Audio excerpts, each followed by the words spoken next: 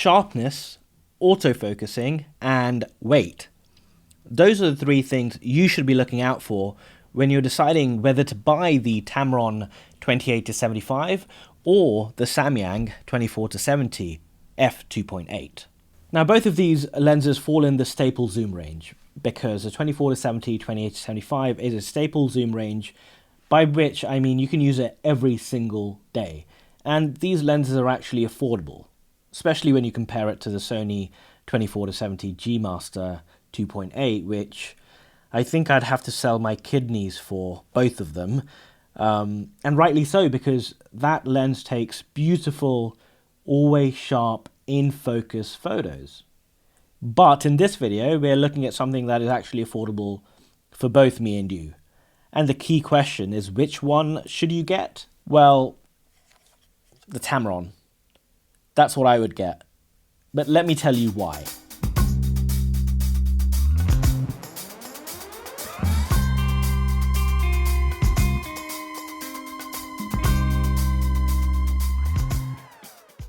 Let's start with the sharpness. I've put two images side by side. I'm looking at it right now on Lightroom, and I've got one called A and the other one called B. Can you tell which of these two is sharper? These are both very similar focal lengths, shutter speeds, etc. Can you tell the difference between these two photos?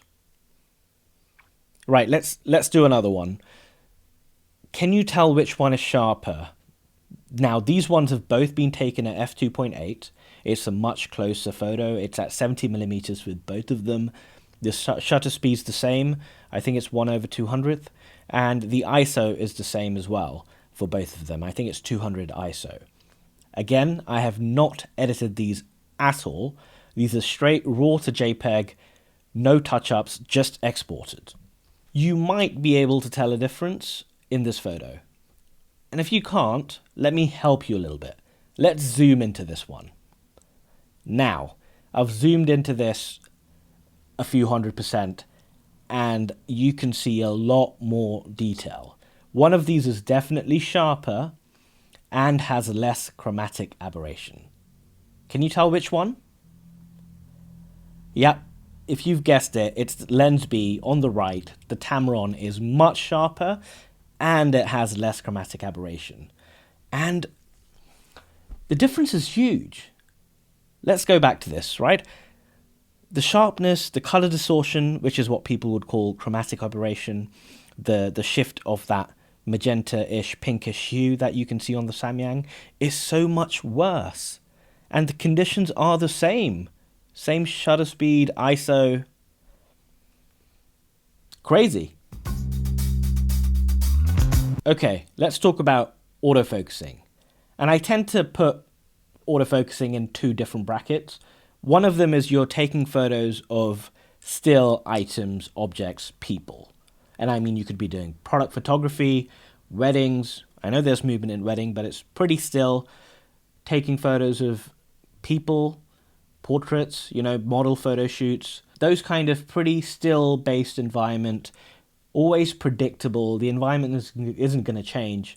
That is what I call bracket A. And then we have bracket B, which is where you do more fast-moving objects, people, sports photography, like football, basketball, cycling, or nature photography, maybe taking photos of birds, because those things are unpredictable and they move fast. And to be honest, I have yet to meet a professional who's taken a 24-70 out to take photos of birds or of football players.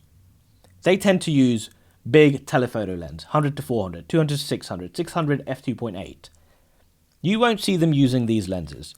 So I don't want to waste your time and show you how this lenses perform when you're putting it under stress in an environment in which this lens is never going to be used for. So let's move on to the first item, the slow-moving, always predictable type of focusing. And for that, both of these lenses have very reasonable, capable autofocusing systems, especially if you're using one of the newer cameras.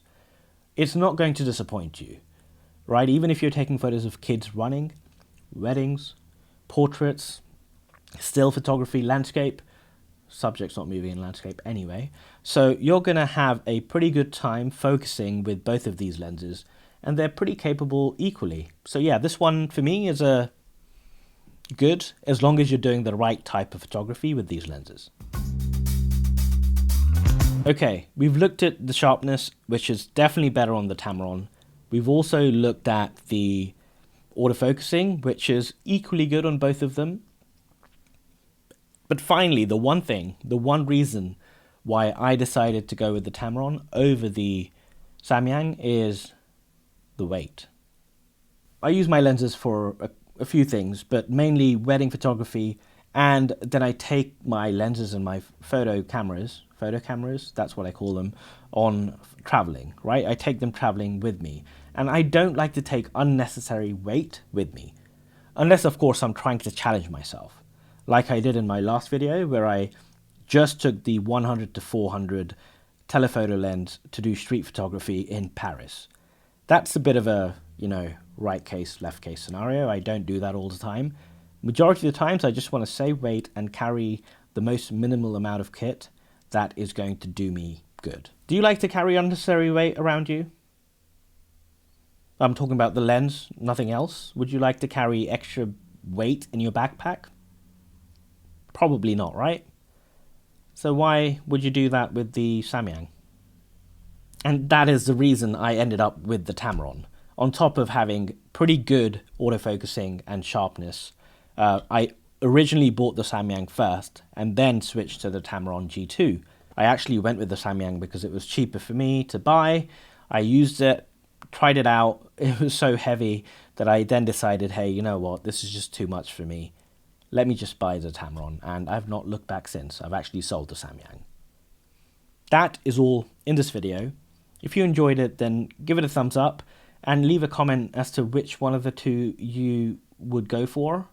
And if you go for the Samyang, why? That's all from this one. I will see you in the next one.